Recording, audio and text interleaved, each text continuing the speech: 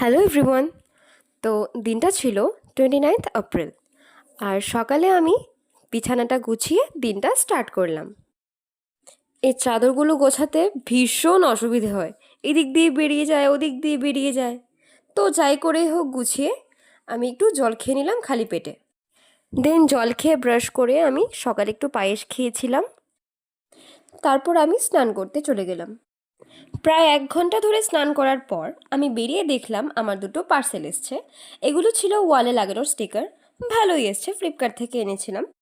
তারপর দুপুরে হঠাৎ ভীষণ ঝড় বৃষ্টি শুরু হয়। তারপর ঝড় বৃষ্টি শেষে আমি বিকেলে একটু শাওয়ারমা অর্ডার করেছিলাম। আর এটা কতটা টেস্ট খেতে সেটা না খেলে হতে চলেছে বুঝবেই না। আমাদের আর এখানে আমি বলছিলাম যে মানে আজকে আমার বাড়িতে স্পেশাল যাকে আমার কারোর ব্লগে বার্থডে সব আছে। সময় দেখা যায় অ্যান্ড দেখতে থাকো। ওর আজকে। তো এখন আমরা রেডি হয়ে গেছি আর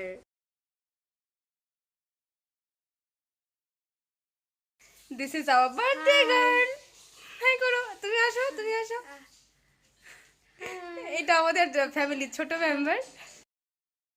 and please ignore the background. And here it is. খুবই সিম্পলভাবে হয়েছিল, কারণ আমাদের কোনো প্ল্যানই ছিল না যে ওর বার্থডে হবে। কেকটা খাইয়ে দেবার আমার কাছে কোনো ক্লিপ ছিল না, তাই আমি ফটোটা অ্যাড করে দিয়েছি। তো গাইজ, এখন আমরা সবাই খেতে বসে পড়েছি।